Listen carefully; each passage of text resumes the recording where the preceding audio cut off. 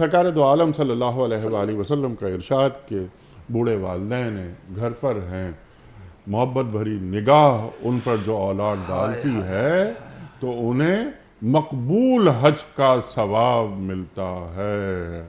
مقبول حج، بہت سے افراد ابھی حج کر کے آئے ہیں نا، تو ایک حج ہم نے کیا لیکن حج مبرور، اللہ اکبر، مقبول حج، اللہ کے رسول صلی اللہ علیہ وآلہ وسلم اس بات کی ضمانت دے رہے ہیں، محبت بھری نگاہ ڈالی اور مقبول حج کا ثواب مل گیا۔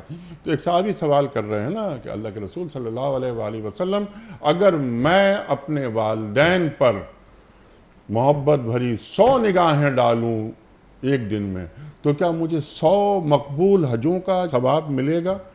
تو اللہ کے رسول کیا فرما رہے ہیں صلی اللہ علیہ وآلہ وسلم کہ اللہ تعالیٰ کے یہاں اللہ اکبر، اللہ اعظم، اللہ بہت بڑے بھی ہیں، اللہ بہت عظیم بھی ہیں، اللہ کے یہاں کمی نہیں ہے۔ جی، اللہ کے خزانوں میں کسی چیز کی کمی نہیں ہے۔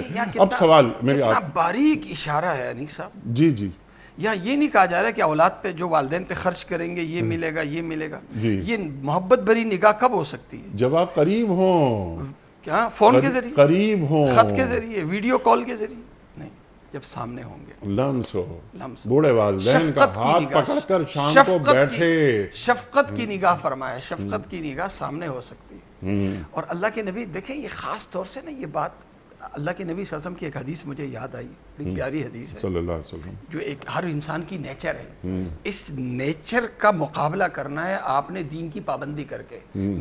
ہر والدین کی نیچر کیا ہے؟